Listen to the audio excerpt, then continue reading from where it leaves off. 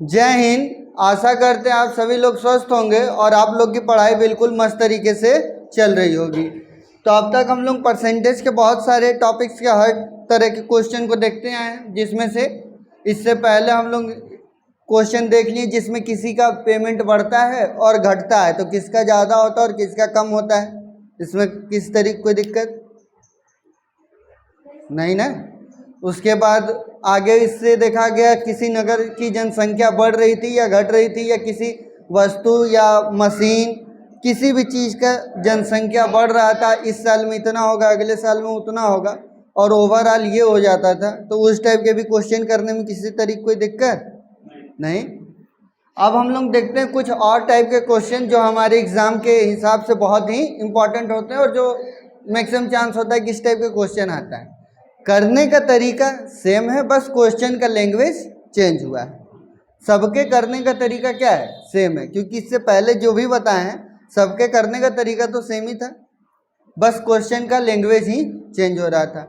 उसी तरीके से आज भी कुछ क्वेश्चन हैं जिनके करने के तरीके तो वही हैं, पर उनका क्या है, लैंग्वेज को ही समझना है। और हम आपसे पहले दिन ही बोले हैं कि हम आपको सिर्फ यहाँ पे क्वेश्चन पढ़ना सिखाएंगे, बाकी सॉल्यूशन कैसे करना है ये तो आप जान चुके हैं। बस अब आपको क्वेश्चन पढ़ना सीखना है, क्योंकि आंसर भी कहाँ होता है, क्वेश्चन में ही होता है।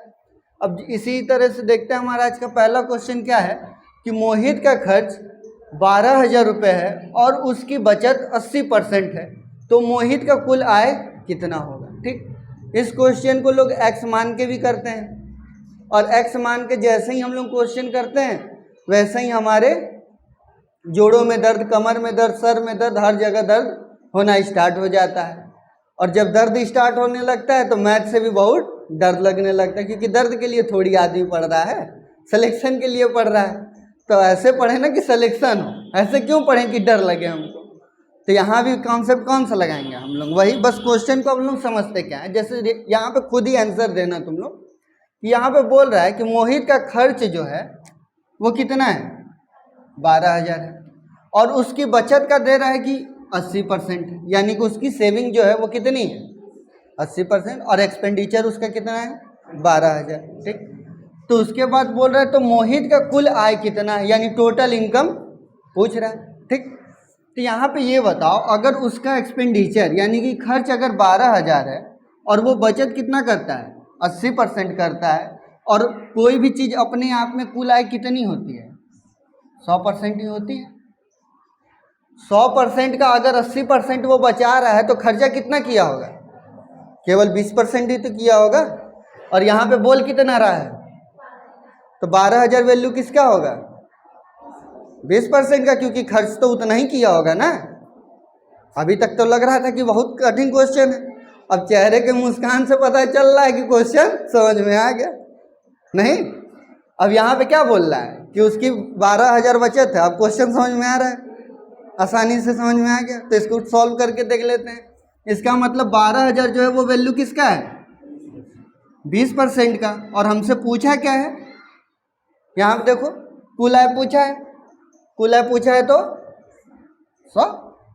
अब क्या करना है, बस काटा पीटी खून खराबा, 1 0 से 1 0 काट दे और 2 से काट दे तो कितना है, 6। तो टोटल कितना आ गया, 600 यहाँ से और 00 यहाँ से, इतने रुपए। यही उसका आंसर है। किसी तरीके कोई दिक्कत है इस क्वेश्चन में?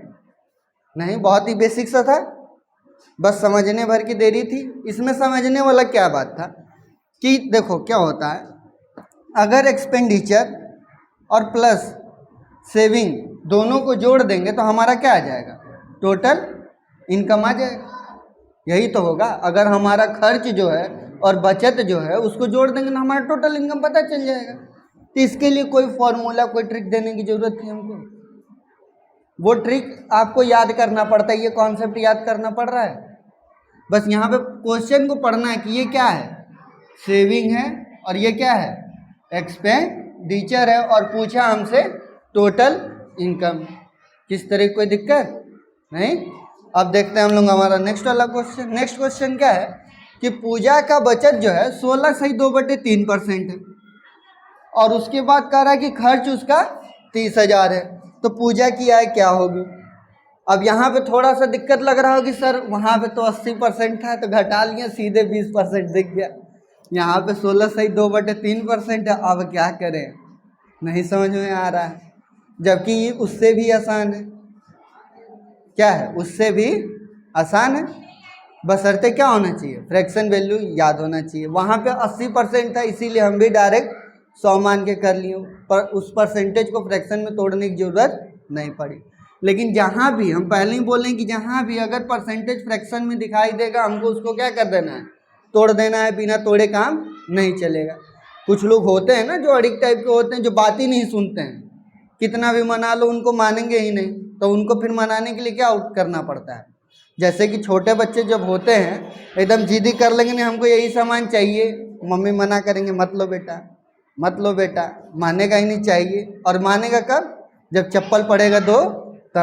तो उसी तरीके से ये भी होता है, जैसे ही ऐसा नंबर दिखाई दे यानी कि चप्पल हमको भी उठा लेना है, और चप्पल उठाएंगे तो माहौल बना दें इनका।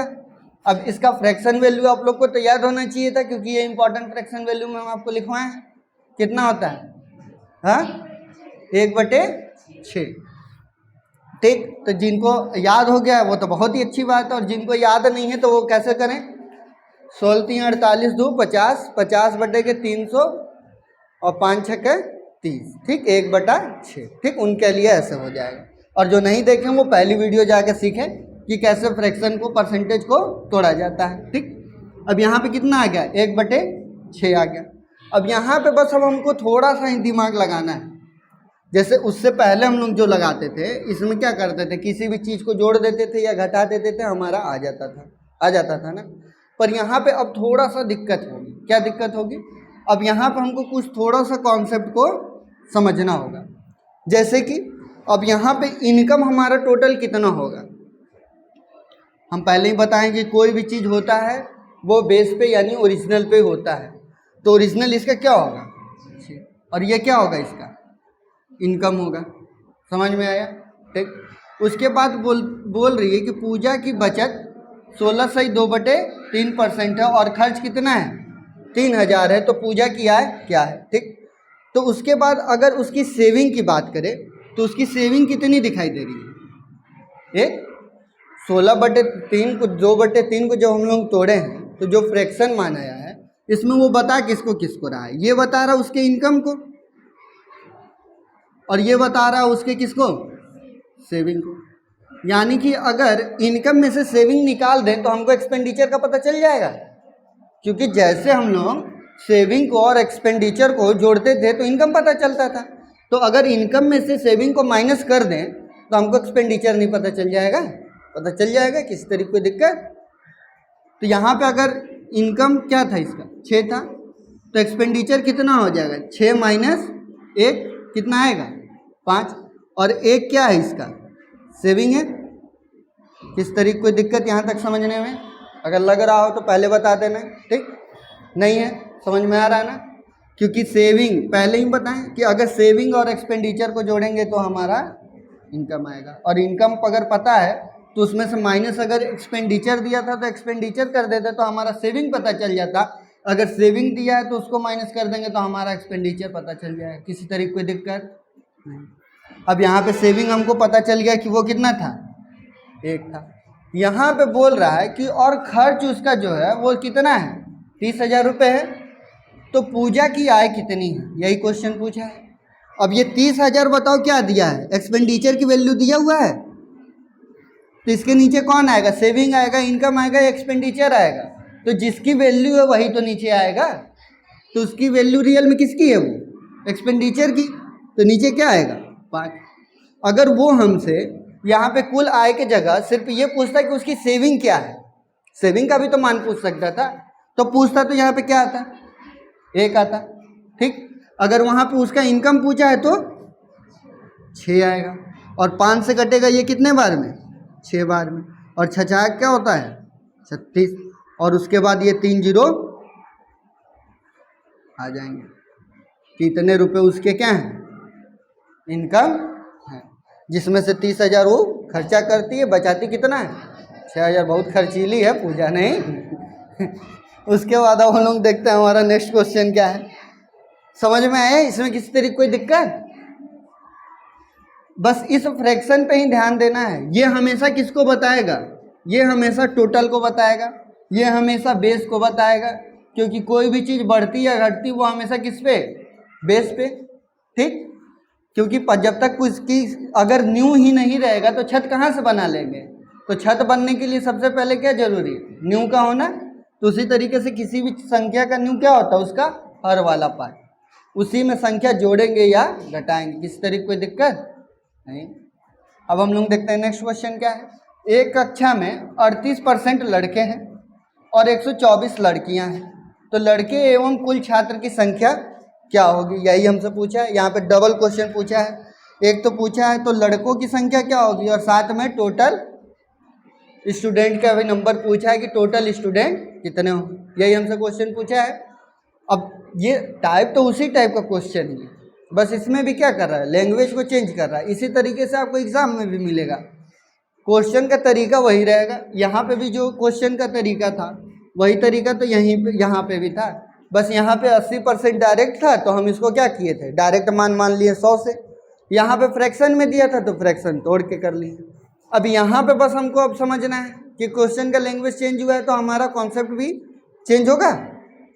कॉन्सेप्ट नहीं चेंज होगा, क्वेश्चन का लैंग्वेज चेंज हुआ है, बस उसका पढ़ने का तरीका भी हमारा अब चेंज हो जाएगा। अब यहाँ पे क्या बोल रहा है कि एक कक्षा में 38% क्या है? लड़के हैं। अच्छा ये बताओ, अगर किसी कक्षा में 38% अगर बॉय हैं तो गर्ल्स कितनी होंगी और टोटल स्टूडेंट कितने होंगे? यही बताओ। टोटल स्टूडेंट अपने आप में कितने होते हैं? 100%। उनमें से क्या कर रहा है कि 38 क्या थे? लड़के। तो लड़के कितनी होंगी? 100 माइनस 32 कर दें, 38, तो कितना आ जाएगा? 62। यानी कि ये क्या हो गया? हमारा रेशियो बन के रेडी हो गया कि अगर टोटल 100 बच्चे होते तो उसमें से 38 लड़कियां थी, लड़के थे, और 62 क्या थे? लड़कियां थी। पर यहाँ पे बोल क्या रहा है? और लड़कियों की संख्या दिया हुआ है कितना? 124। तो ये लड़कियों की वैल्यू किसकी दिया हुआ है? 62% की। इस तरीके की दिक्कत इसमें, यानी कि 124 वैल्यू किसका है? इस 62% का। 62% ले आ दिए।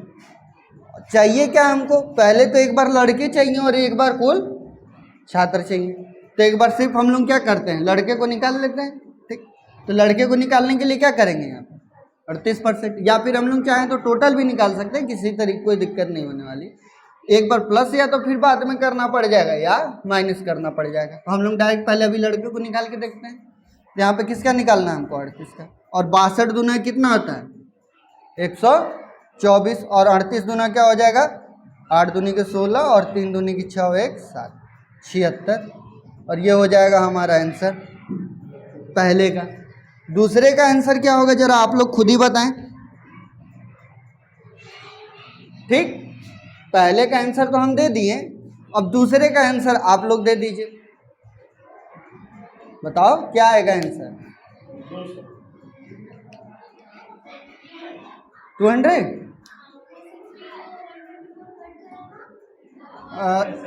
इसको काटना पीटना नहीं, इसी चीज को समझाने के लिए बता रहे हैं कि अब इसको काटना पीटना नहीं। अब लड़कों की संख्या हमको पता चल गया कि कितने हैं? 76। लड़कियों की संख्या हमको पहले से दिया हुआ है यहाँ पे क्वेश्चन में ही 124। लड़की और लड़कों को जोड़ देंगे तो सारे बच्चे हो नहीं जाएंगे? हो जाएंगे ना। तो यहाँ पे काटा पीटी क्यों करना है? क्यों अपना समय बर्बाद करना है? ठीक, तो यहाँ पे क्या करना है हमको? इस 76 में ही क्या कर देंगे? 124 जोड़ देंगे। कितना आ जाएगा आंसर? 200।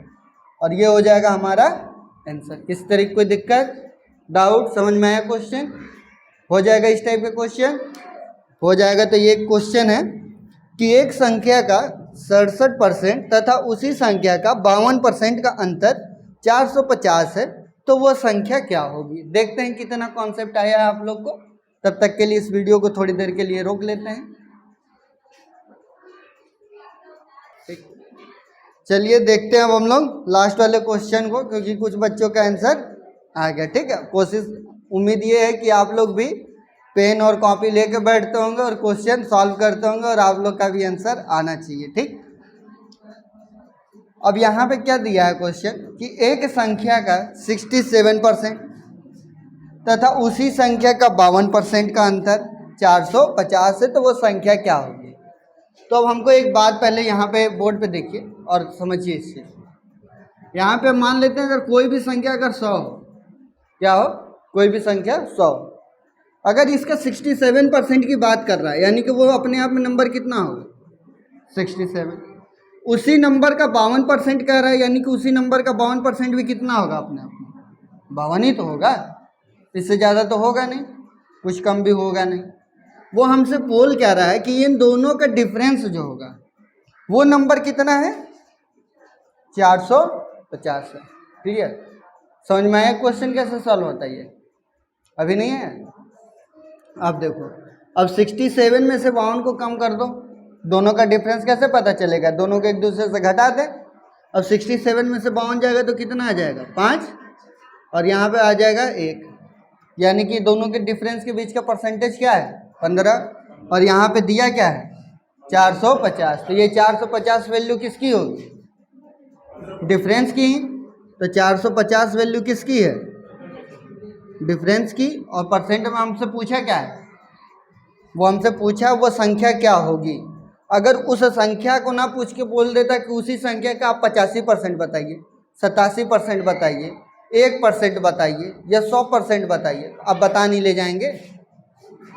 अगर ये इस नंबर के जगह पे इनका डिफरेंस ना बोल के बोला होता कि ये 52% है, तो इस संख्या के नीचे क्या आता, फिर ये वैल्यू किसकी हो जाती 52 की, तो नीचे क्या आ जाता 52। पर क्वेश्चन में क्या बोला, इन दोनों का डिफरेंस क्या है 450 है। और पूछा क्या है हमसे, पूरा नंबर की रियल नंबर क्या है, तो परसेंट बनाने पर गुणे में 100। अब इस 15 से इसको काटेंगे तो 15 तियाँ 45, कितना हो जाएगा 3000। किस तरीके कोई दिक्कत था ना, बहुत लड्डू क्वेश्चन, समझ में आया। किस तरीके कोई डाउट इन चारों क्वेश्चनों में नहीं। तो अब हम लोग देखते हैं नेक्स्ट क्वेश्चन। अब हम लोग समझते हैं कुछ और क्वेश्चन को। जैसे हम पहले ही बोल चुके हैं कि बस क्वेश्चन में क्या होगा, लैंग्वेज चेंज होंगी, बाकी कॉन्सेप्ट सेम ही होगा। किस तरीके कोई दिक्कत वाली बात है नहीं। लेकिन दिक्कत तो सर यही है कि कॉन्सेप्ट समझ में तो आ रहा है, लेकिन कब, जब आप कर रहे हैं तब बहुत बढ़िया लग रहा है। जब आप कर रहे हैं कितना आसान में, और जब हम लोग कर रहे हैं तो क्वेश्चन में दिक्कतें तो आ रही। तो दिक्कतें नहीं आएंगी, बस उसके लिए क्या करना है, आपको भी प्रैक्टिस करते रहना है। जब आप लोग प्रैक्टिस करेंगे तो खुद आप लोग के ऊपर भी इतना कॉन्फिडेंस आ जाएगा और क्वेश्चन बहुत आसानी से होने लगेगा। लेकिन जब तक नहीं कर रहे हैं तब तक क्या होगा, दिक्कत लगेगा। और बस टीचर के ऊपर ही डिपेंडेंट ना रहिए कि टीचर तो बताएगा, खुद से भी मेहनत करना है। ठीक, अब यहाँ पे क्या क्वेश्चन है कि रोहित को 412 अंक प्राप्त होता है और वह 8 अंक से फेल हो जाता है। यदि पास होने के लिए न्यूनतम 30% होने चाहिए तो अधिकतम अंक बताना है हमको। ठीक, अब देखो फेल की बात आ गई पहले ही क्वेश्चन में कि ये क्या हो जाएगा, फेल हो जाएगा। तो हम लोग फेल नहीं होने देंगे, उसको पास करा ले जाएंगे। कैसे पास कराना उसको, अब इस क्वेश्चन को करने के लिए क्या कर सकते हैं हम। रोहित को बोल रहा है कि 412 अंक प्राप्त होता है और वो कितने अंक से 8 अंक से फेल हो जाता है। यदि पास होने के लिए न्यूनतम कितना चाहिए था 30% चाहिए था, तो अधिकतम अंक हमको बताना है। यही क्वेश्चन है, सिंपल सा। अब बस हमको ये समझना है कि इस 30% का यूज कैसे कर ले जाए हम कि क्वेश्चन सॉल्व हो जाए, क्योंकि क्वेश्चन तो उसी से सॉल्व होने वाला है। अच्छा ये बताओ, यहाँ पे जो 412 अंक मिला है, 412 अंक तो मिला है, लेकिन वो फेल हो गया किससे, 8 अंक से फेल हो गया ना। लेकिन अगर इन दोनों का आपस में जोड़ दें तो वो नंबर क्या पासिंग मार्क्स को हो नहीं जाएगी, ये बताओ। पासिंग मार्क्स एकदम हो जाएगी, क्योंकि फेल कितने से हो रहा था 8 नंबर से। तो 8 नंबर से फेल हो रहा था, तो हम लोग रोहित को फेल नहीं होने देंगे, रोहित को पास करा देते हैं। उसको 8 नंबर कहते हैं कि बेटा तुम ले लो, ले लेगा तो क्या हो जाएगा, पास हो जाएगा। और नंबर देखो बन क्या रहा है 420, रोहित यानी कि 420।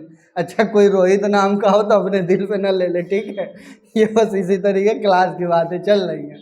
यानी कि 412 प्लस अगर 8 कर लें तो कितना हो जाएगा 420। अब ये 420 जो है वैल्यू आ गई। अब ये वैल्यू किसका आया, पासिंग मार्क्स का ही तो आया, यानी कि 420 नंबर अगर उसके पास होते तो वो लड़का आज फेल नहीं होता, पास हो गया होता। तो अगर पास हो जाता तो ये वैल्यू आ गया हमारे पास, पता चल गया कि 420 वैल्यू किसका है, 30 का। और बताना हमको क्या है, अधिकतम अंक बताना है, यानी कि कोई भी चीज़ अधिकतम कितने पे होती है, 100 पे। तो 100 पे निकाल लेते हैं इसका कितना आएगा। अब देखो 1 0 से 1 0 कट गया, 3 से काटोगे तो इसको कितने बार में कटेगा, 3 1 कम 3, ठीक, दे देगा एक पड़ोसी को, यहाँ पे आ जाएगा 4। अगर 14 का पहाड़ा याद होता तो अब एक ही बार में मुंह से निकल गया होता।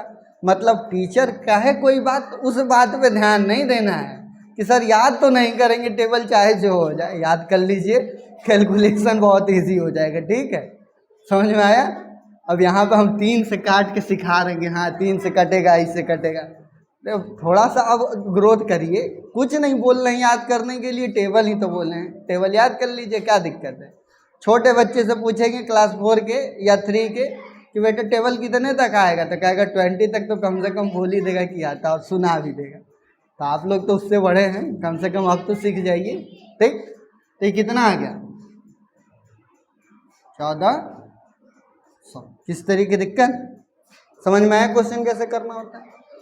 ठीक उसी तरीके से सेम क्वेश्चन ये है कि मोनिका को 277 अंक मिलते हैं, जो कि पास होने से 17 अंक अधिक थे। अब देखो रोहित बेचारा फेल हो रहा था, लेकिन मोनिका क्या हो गई, पास हो गई, ठीक। तो इसको पास हो गई तो इसको भी क्या कराएंगे, फेल नहीं कराएंगे, कम से कम इसका नंबर कम कर देते हैं कि कम से कम बस पास हो, क्योंकि क्वेश्चन सॉल्व करने के लिए उसका पास होना जरूरी है। जैसे कि हमारा सिलेक्शन चाहिए अगर हमको, तो हमको भी पास होना जरूरी है। तो उसी तरीके से हमको क्वेश्चन सॉल्व करने के लिए इनका भी पास होना जरूरी है। पर यहाँ ज़्यादा नंबर लाए हैं तो उनको नंबर काट दिया जाएगा। अब देखो यहाँ पे क्या करना है, अब यहाँ पर हमको बोल रहा है कि उसके पास कितने अंक हैं, 277, ठीक। जब उसके पास 277 अंक है तो वो पास होने से कितना अंक ज़्यादा ले आई है, 17 अंक अधिक लाई है, ठीक। अगर 17 अंक ज़्यादा लाई है तो अगर इसका 17 अंक माइनस कर दें तो पासिंग मार्क्स जो यहाँ पे 40% दिया है वैल्यू उसके बराबर आ जाएगी। किस तरह कोई दिक्कत इसमें, तो यहाँ 277 में से माइनस अगर 17 कर दे तो कितना हो जाएगा, 0 6 और 2। किस तरह कोई दिक्कत। अब वैल्यू आ गया ये 260 किसका, 40% का, और पूछा किससे हम, अधिकतम पूर्णांक पूछा है, ठीक। तो अधिकतम पूर्णांक पूछा यानी कि वैल्यू हमको बताना है टोटल नंबर की कि कितने नंबर का एग्ज़ाम हुआ होगा, ठीक। अब 40 से काटो, कट गया, 4 से 26 को कटेगा, 4 से 26 कटेगा। तो देवता कहाँ से, 4 का भी टेबल नहीं याद है क्या, 4 से 26 नहीं कटेगा, मतलब कि गजब बात है यार। हमको ये लग रहा है एक दिन परसेंटेज छोड़ के पहाड़ा लग रहा है बढ़ाना पड़ेगा क्या यहाँ पे, हैं, लग रहा है एक दिन पूछना पड़ेगा, सबसे हिसाब किताब करना पड़ेगा, हैं। तो 4 से अब 26 तो कट नहीं रहा है, लेकिन 100 कटेगा ना, तो 100 को काट देते हैं, कितने बार में कटेगा, 25 बार में कटेगा। और 26 इंटू 25 कर देंगे तो हमारा क्या आ जाएगा, आंसर आ जाएगा। अब 26 का 25 बार गुणा करने का 2 तरीका है, एक तो सिंपल डिजिट के सामने सामने क्वेश्चन को सॉल्व करने वाला, मतलब एक लाइन में आंसर ला ले। ये दूसरा फास्ट तरीका क्या है कि ये क्या है, इसका 2.5 टाइम्स है, तो इसको भी हम लोग 2.5 बार में ले जाते हैं। अब कैसे ले जाएंगे, 26 का 10 गुना कितना होगा, 260, फिर 260 जोड़ देंगे तो कितना हो जाएगा, 26 दूना के 46। अब बोलो कि सर ये तो ऐसा ही दर्द करने लगा, इससे बढ़िया तो एक लाइन में गुणा कर लेते तो सही रहता, नहीं है। गुणे भाग में ध्यान दो, जो कि सारा नंबर देखो, कॉन्सेप्ट में तो कुछ है ही नहीं, ट्रिक याद ही नहीं करना, यानी कि जो समय लगने वाला वो कहाँ लगने वाला है, इस कैलकुलेशन पे ही तो लगने वाला है। तो अच्छा बेहतर क्या होगा हमारे लिए कि हम कुछ टेबल याद कर लें, कुछ स्क्वायर याद कर लें, तो उससे क्या हो जाएगा, हमारा काम चल जाएगा ना। तब यहाँ पे अगर मान लो कि नहीं आ रहा है तो टेबल करना सीखो, सिखाएं पहले क्लास में कि कैसे होता है बताओ। इनका गुणा इसमें, इनका गुणा इसमें, और इनका गुणा यही होता है ना। अगर करेंगे तो क्या होगा, 6 5 0 3, उसके बाद 5 दूनी के 10, 6 दूनी के 12, 10 और 12 कितना हो जाएगा 22, और इस 3 को क्या करना है ऐड करना है, तो 22 में 3 को ऐड करेंगे तो 25। अब कितना बचा हमारे पास 2 दूनी के 4 और 1 2, कितना होगा, यानी कि नंबर कितना आएगा 650। अच्छा एक चीज़ और था, अगर यहाँ पे 25 का स्क्वायर याद होता, वही हम चेक कर रहे थे कितने लोग को याद है और कितने लोग को नहीं। ठीक, अब ये मत सोचना कि सर पूछने नहीं रहे हैं तो ध्यान नहीं दे रहे हैं, इससे पता चल रहा है कि ना तुम लोग टेबल याद करके आए हो ना स्क्वायर याद करके हो। अगर स्क्वायर याद होता तो बोलते कि सर 25 का स्क्वायर नहीं लेने 625 हो जाएगा, और एक बार 25 को और ऐड नहीं किए तो एक बार और ऐड कर देंगे तो 650 हो जाएगा, आंसर फिर भी आ जाएगा। कोई बोलने गया नहीं, यानी इसका मतलब क्या है, ना स्क्वायर याद हो रहा है ना टेबल याद हो रहा है। अभी क्यूब पे बात आएगी तो पता चल जाएगा कि वो उससे तो दूर दूर तक कोई रिश्ता ही नहीं है। कम से कम चलो परसेंटेज का कुछ फ्रैक्शन वैल्यू तो याद है, वरना उम्मीद तो उसकी भी नहीं थी। यानी कि याद करना है, याद होता तो इतना टाइम लगता है, यहाँ पे नहीं लगता ना। ठीक, अब आगे देखते हैं लास्ट क्वेश्चन क्या है। लास्ट क्वेश्चन है कि 18 कैरेट सोने में शुद्ध सोना कितना होता है। बहुत सिंपल सा क्वेश्चन है कि 18 कैरेट में सोना पहनना सोना खरीदना सबको पसंद है। अब यहाँ पे पद दे रहा है कि 18 कैरेट सोने में शुद्ध सोना कितना होता है। पहले तो हमको यही बता दो कि शुद्ध सोने में कितना कैरेट होता है, 24 कैरेट। चलो कम से कम इतना तो पता है कि 24 कैरेट होता है, तो मतलब पता है तो क्वेश्चन सॉल्व हो जाएगा। अब कैसे होगा क्वेश्चन सॉल्व, यानी कि 100% के जो वैल्यू है वो कितने पे आती है 24 पे ही तो आएगी। अगर हमारे पास 24 कैरेट गोल्ड है तो इसका मतलब वो क्या है, अपने आप में 100% शुद्ध है। समझ में आया, तो ये 100% वैल्यू तब किसकी होगी 24 कैरेट की, और हमको बताना किसका है 18 कैरेट का। ठीक, 18 कैरेट का। ठीक, यहाँ पे तुम लोगों का जीएस का भी क्वेश्चन सॉल्व हो रहा है और मैथ का भी, ठीक ना। अब यहाँ से 24 से और 100 है, 4 से काट दो इसको, 4 छंग 24 और इसको काटोगे तो 25, 6 के 18, 25 दिए कितना होता है 75। यानी कि जो मार्केट में 18 कैरेट का गोल्ड मिलता है उसमें सोना कितना होता है 75% ही सोना होता है, बाकी 25% में मिश्र धातुएं होती हैं। समझ में आया। तब सोनार भी जाना तो उससे बोलना कि 18 कैरेट में तो भैया 75% देते हो, हम लोग हिसाब किताब समझ लिए हैं। अब हम लोग को चाहिए बढ़िया सोना, कम से कम 90% के आसपास तो रहे हैं। लेकिन याद रखना कि 90 ऊपर से जाता है तो उसके बाद उससे कोई भी आभूषण नहीं बन पाता है। तो कोशिश करना कि ऐसा काम हो कि जो 75 से ऊपर हो लेकिन 90 से कम रहे, तभी सॉलिड थोड़ा फील होगा। ठीक, तो आज की वीडियो में सिर्फ इतना ही रहने देते हैं, मिलेंगे नेक्स्ट वीडियो में। तब तक के लिए जय हिंद जय भारत।